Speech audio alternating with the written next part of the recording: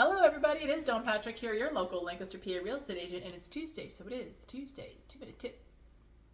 Today's 2-minute tip, I want to talk about some things that have changed and not changed from last year.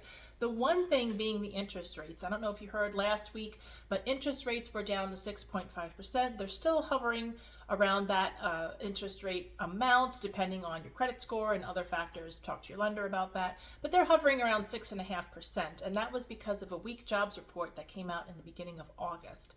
And the thing about the interest rate is it has not been that low since October of 2024. So since 11 months ago, it has not been that low. So we are actually seeing the lows in the interest rates. So that's something that's been similar since last year, October of last year, when they were 6.5%, the interest rate. The other thing is the prices are reducing at a much higher rate this year than they were last year.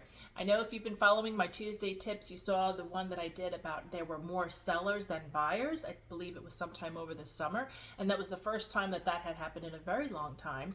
But now we are seeing price reductions, and that are a much higher rate. So people have been listing their houses high and reducing them because the buyer demand is not there for those high priced homes. Again, why it's so important to price your home accordingly when you're listing.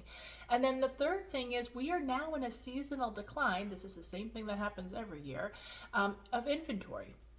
It's September. We're always thinking 30 to 60 days ahead. So if you put your house on the market now in September, you could be looking at a end of September or end of October settlement date.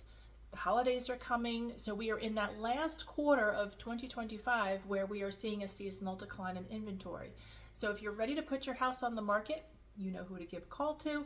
We'll go over the analysis of your home, we'll go over the marketing plan of your home, and we'll go over the step-by-step process that I have for you to sell your property, and I will be with you every step of the way. So that's my Tuesday tip today. I hope you had a great Labor Day weekend. It was a beautiful weekend.